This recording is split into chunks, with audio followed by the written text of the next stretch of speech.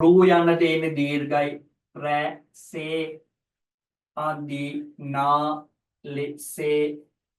අත් ලෙල දි මේ දී යන්න දීර්ඝයි දිදී විදුලිය පබ්බා බලන්න ළමයි මේකේ දෙක ගණන් කරපු 2යි 3යි 4යි 5යි 6යි 7යි 8යි 9යි 10යි 11යි 12යි 13යි 14යි 15යි 16යි 17යි 18යි 19යි 20 21 22 23 24 25යි 26යි ලෝ 26යි හරි 26යි බෝඩ් එක අර පැත්ත පේනව නේද 26යි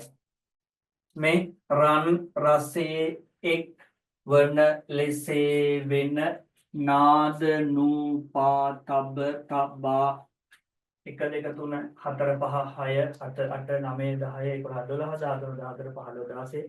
17 18 19 20 21 22 23 24 25 26යි කම්පසේ දෙන සැර ලෙසේ දෙස බල බලා නිත ගින් සබා 1 2 3 4 5යි 6 7 8 9 10 11 12 13 14 15 16 17 18 19 20 21 23 24 25 26යි පොඩ ගණන් පාඩමක් වගේ නේ මම් කෙසේ පව සම් එසේ වර සුරලා දුන් දුන්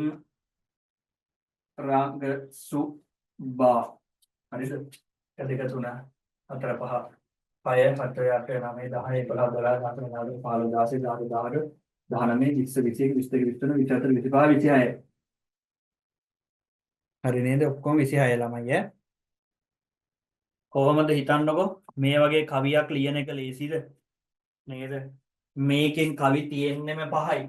පුත්තල කාව්‍යයටම තියෙන කවි කීයද ළමයි 5යි අපිට තියෙන්නේ එකෙන් කවි 2යි රූ රැසේ යන්දිනා ලෙසේ 1යි ඊළඟට තියෙන පුන්මදාරා කියන කවියයි හරිද මේ බලන්න හරිද 1 2 3 4ෙම 26යි 1 2 3 4ෙම කීයද තියෙන්නේ මාත්‍රා 26යි මාත්‍රා 26ක් තියෙන නිසා මේකට කියනවා සවිසිමත් සවිසි කියලා කියන්නේ මාත්‍රා 26 කියන එක සවිසිමත් විරිත එහෙනම් ජයග්‍රාහී අවසානයේ ලියා ගන්න ළමයි 32 සහ 34 කවි සවිසිමත් විරිතෙන් රචනා කර ඇත